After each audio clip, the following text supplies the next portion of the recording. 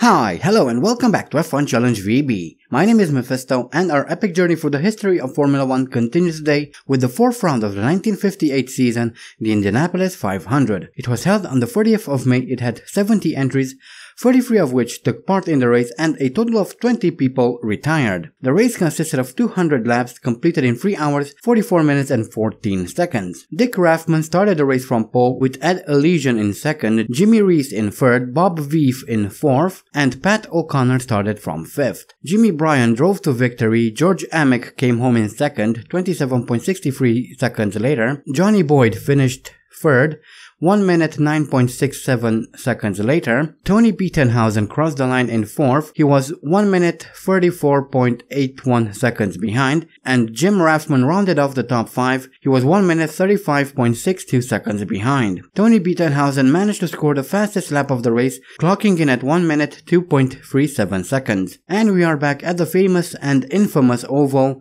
and surprisingly enough, the layout still hasn't changed. The oval still has 4 long 90-degree corners, 2 very long straights, 2 shorter straights. Speed and the ability to chase other cars are very important here. Unfortunately, the Indy 500 isn't going to be part of the Formula 1 calendar for much longer, and that makes me sad. Either that or I've developed a strange liking to the circuit. And here we are in qualifying for the Indianapolis 500, and that is a 1:05.556, about 1 second slower than pole sitter Lewis Evans. Unfortunately, I couldn't go any faster. As much as I tried, I could only get around 200ths of a second, within 200ths of a second of this lap time, so, well, that is pretty much it for qualifying. And here are the previous Indianapolis 500. We won quite a few of them, about half, actually.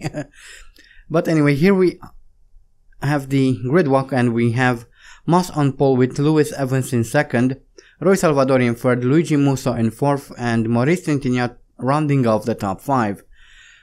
Then we have Jack Brabham in 6th, Harry Schell in 7th, Graham Hill 8th, Andy Higgs 9th, Mike Hawthorne 10th, 11th is Phil Hill, Tony Brooks in 12th, 13th is held by Gendebian, 14th Von Trips, 15th is Joe Bonnier, followed by Jean Berra in 16th.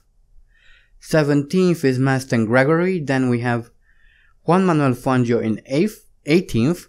19th is Bruce McLaren, and Peter Collins is down in 20th. So here we are for yet another Indy 500, a race that either goes well or not at all, generally. But we are hoping to see a good race here today because, well, none of the previous races in this season were particularly good, and that was a pretty awful start on my end. I was quite slow to react, but I still managed to keep 9th place as we come through turn 1 here, and I slowed down a bit because, well, we know that the AI tends to lose control through here very easily, especially on the first lap, although every time. And there we saw a few cars all over the track, and I slowed down, so I lost a few positions, but then I regained them because of the AI losing control. And we are still in 9th now, chasing after Tony Brooks, who is almost 2 seconds up the road. And here is another look at the start of the race. Again, I was a bit slow to react to the flag drop. I wasn't really expecting it, but eventually I still managed to keep position, so I guess that's still kind of good. Although I would have liked to maybe get a couple of positions before turn 1 or 2. I could have avoided a bit of that drama we saw. But anyway, this is a replay of Luigi Musso, and sorry about the pixelation. Well, I'm hoping you'll be able to see something. That was Musso crashing into someone, and then someone else crashed into Musso and he lost his front left, and that is the end of his race. And this is a replay of Gendebian. Again, sorry about the pixelation, but this is kind of the only way I can get close enough to actually make sense of what's happening there.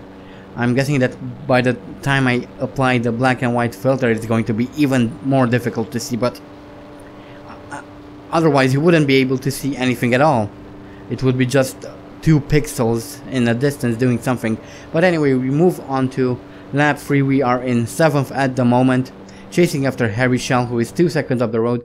And we have a replay of Von Trips, who crashes his Ferrari into the wall and is out of the Indianapolis 500. We can see him just behind the flag, the marshal there.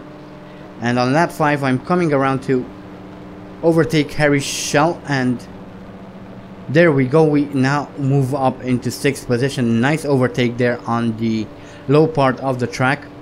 We are now once again chasing after Tony Brooks, who is almost 10 seconds up the road here on lap 8. Harry Shell is about 5.5 seconds behind, and we have another replay of Juan Manuel Fangio this time, who comes through turn 1 here, and unfortunately by the time we cut to the scene we already see Fangio at the side of the road, but then a Ferrari, I believe, comes around and hits him, and well, that's the end of their race.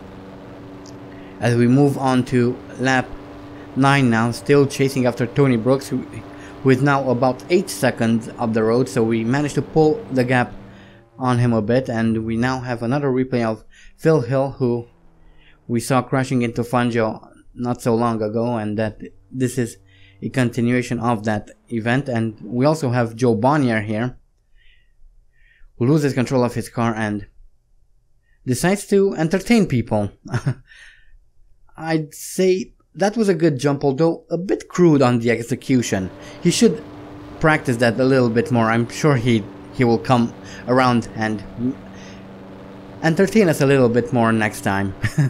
Anyway, here is Graham Hill. We just saw him go off to the right of our screen there, and he retired afterwards. I'm guessing he got stuck on something, but I cannot confirm that.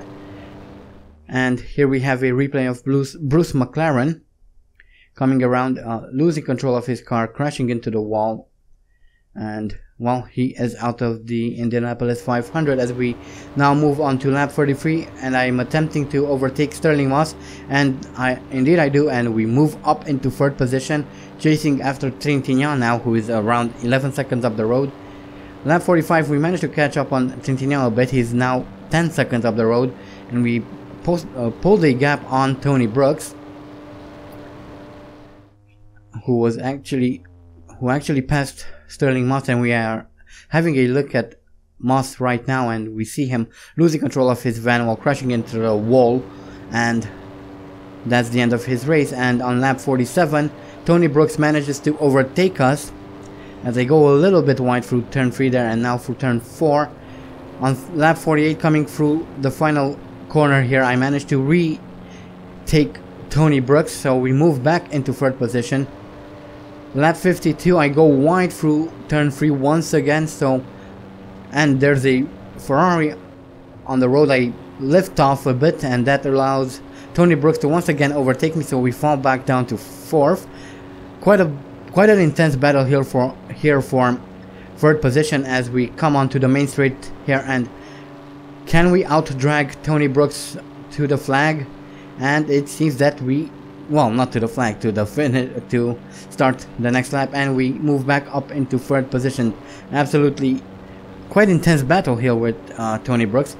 Lap 55 here, and Tony Brooks is chasing us once again, but we have a replay of Harry Shell here, who comes around and crashes into a car that actually I think lost his front left. And here we are still on lap 55. I go wide through turn 3 here, and Tony Brooks once again snatches 3rd place from us. Again, as I said, quite an intense battle for 3rd place between myself and Tony Brooks. Quite enjoyable actually. And we just saw Trintignant, he somehow lost control of his car, so we move back up into 3rd. So now it is a battle for 2nd place with Tony Brooks. Lap 56, and we come on to a back marker. Tony Brooks kind of gets caught behind the back marker, and we move up into 6th position. We're nearing the back end of the race now, and we move onto lap 58 now. Pulled quite a good gap on Tony Brooks, about 6 seconds, and here is a replay of Jack Brabham losing control of his Cooper, crashing into the wall, and we see Harry Sheldon coming around to crash into Brabham's car. As we move now on to lap 64, just a handful of laps left in this race. We've pulled a gap of around 13 seconds on Tony Brooks. I'm no longer afraid that I might lose this position, and we see Maston Gregory coming into the pits to retire, and we also see Peter Collins there in his Ferrari. He comes around, loses control of the Ferrari, hits the wall, and ends up upside down, and that is the end of his car as a Van Wall there does a pirouette. And here we are coming around on lap 70 to take second place in the Indianapolis 500. Roy Salvadori actually managed to win the race. Tony Brooks is third, Evans fourth, and Trintignant fifth. Fifth. And here are the retirements. Everyone else actually. So 6 people managed to finish this race, which is quite interesting and a good thing, considering that in the previous 3 races only 1 person managed to finish the race. And that was quite a fun little race. I actually had fun. But anyway, here are the career statistics, and this was Andy's 69th Grand Prix. His best start is from first, has 3 pole positions, has set 13 fastest laps. His best start is from first, has completed 48 races, 42 of them in the points, has won 26 Grand Prix, 4 at the Indianapolis 500, 4 in Monaco, has 5 championships under his belt, has scored a total of 286 points, has retired 21 times, has experienced 1,633 out of 1,996 laps, has 5 bronze trophies, 6 silver trophies, 26 gold trophies, and as an extension 26 podiums. And here is a quick look at the championship standings. Andy Higgs is still in the lead with 23 points, Lewis Evans is second, Roy Salvadori third, Tony Brooks fourth, and Maurice Trintignant and Gregory sharing 5th place. And at the very bottom of the standings we see Joe Bonnier. Moving on to the constructors now, nothing's changed because there weren't any points awarded to the constructors at the Indianapolis 500, so we will not do that either, which means that everything stays the same here. So hopefully things will change once we get to the Belgian Grand Prix. But that is the Indianapolis 500. Had quite a bit of fun today. It was quite fun to race Tony Brooks. Had a very nice battle during the mid part of the race. I really had a lot of fun, but that had to end, obviously. Yeah, I'd say this was a pretty good race, especially compared to all the previous 3 races we had this season. So yeah, quite a bit of fun. Anyway, the next race is the Belgian Grand Prix. We return to the amazing Spa-Francorchamps circuit. I really enjoy that circuit. It's one of my all-time favorites, so looking forward to that.